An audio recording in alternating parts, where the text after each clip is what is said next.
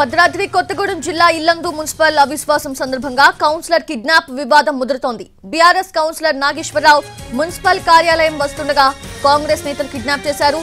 బలవంతంగా కారులో ఎక్కించుకొని వెళ్లారు. ఎమ్మెల్యే కోరం కనకయ్య ఎదురుగానే తన భర్తని కిడ్నాప్ చేశారని నాగేశ్వరరావు భార్య ఆరోపించారు.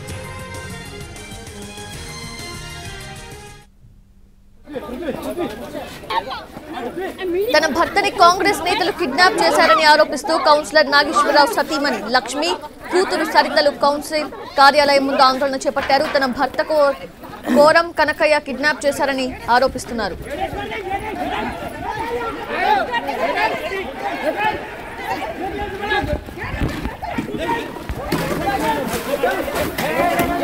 భద్రాద్రి జిల్లా ఇల్లందు మున్సిపల్ ఆఫీస్ దగ్గర ఉద్రిక్త వాతావరణం ఏర్పడింది. అవిశ్వాస తీర్మానానికి ముందు కాంగ్రెస్ బీఆర్ఎస్ నేతలు ఫైటింగ్ కి దిగారు.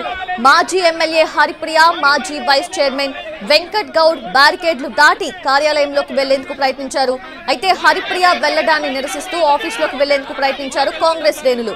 దాంతో అలర్ట్ అయిన పోలీసులు ఇరు వర్గాలని అడ్డుకున్నారు. ఇరు వర్గాల మధ్య తోపులాట జరిగింది.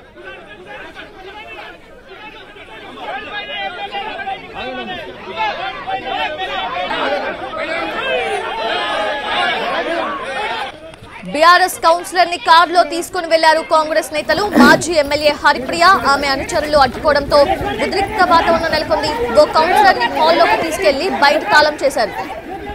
కౌన్సిల్ హాల్లోకి వెళ్లిన మరో వార్డ్ కౌన్సిలర్ ని బలవంతంగా బయటకు పంపించినట్లు సమాచారం.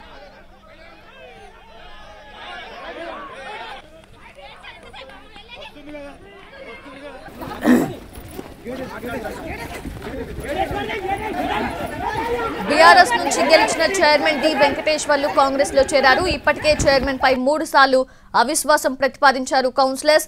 మంత్రి పొంగులేటి శ్రీనివాస్ రెడ్డి, ఎమ్మెల్యే కోరం కనకయ్యలకు ఈ అవిశ్వాసాన్ని గట్టెక్కించడం సవాల్గా మారింది. ఎలాగైనా నెగ్గి చైర్మన్ ను కైవసం చేసుకోవాలన్న లక్ష్యంతో పావులు కదుపుతున్నారు.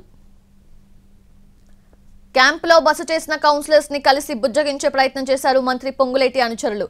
అయినా కొలికి రాకపోవడంతో రెండు వర్గాలు ప్రతిష్టాత్మకంగా తీసుకున్నాయి.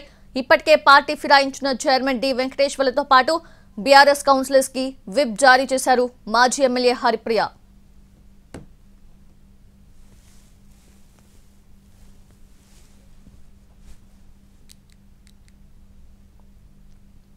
ఇదే అంశానికి సంబంధించి పూర్తి అప్డేట్స్ మా ప్రతినిధి భూపాల్ అందిస్తారు. భద్రాద్రి కొత్తగూడెం జిల్లా ఇల్లందు మున్సిపాలిటీకి సంబంధించి అవిశ్వాసం వివాదం కొనసాగుతుంది. అయితే లోపల అవిశ్వాసం నుంచి ఓటింగ్ జరుగుతుంది. దీనికి సంబంధించి 17 మంది హాజరు కావాల్సి ఉన్నప్పటికీ, కోరం ఉన్నప్పటికీ కేవలం ఇప్పుడు మాత్రం 15 మంది మాత్రమే హాజరయ్యారు. అయితే ఇందులో 17 మంది గోవా క్యాంపు నుంచి తరలి వచ్చిన పరిస్థితి. అందులో ఒకరు నాగేశ్వర అనే వార్డు కౌన్సిలర్ ని కాంగ్రెస్ వాళ్ళు కిడ్నాప్ చేసి తీసుకువెళ్లారనేది ఆరోపణలు ఉన్నాయి. ఈ నేపథ్యంలో దీనికి సంబంధించి కూడా దీనికి సంబంధించి నాగేశ్వరరావు సతీమణి వచ్చి నా భర్త ఎక్కడున్నాడు చెప్పాలి, నా భర్తను కిడ్నాప్ చేశారు అని ఆవేదన వ్యక్తం చేస్తూ ఇల్లందు కౌన్సిల్ కి సంబంధించి లోపల ఓటింగ్ కి సంబంధించి జరుగుతున్నప్పటికీ ఇక్కడికి వచ్చి తన నిరసన వ్యక్తం చేస్తున్న పరిస్థితి. అయితే ఇక్కడ ఆందోళన చేయడానికి వీల్లేదని చెప్తున్నారు పరిస్థితి.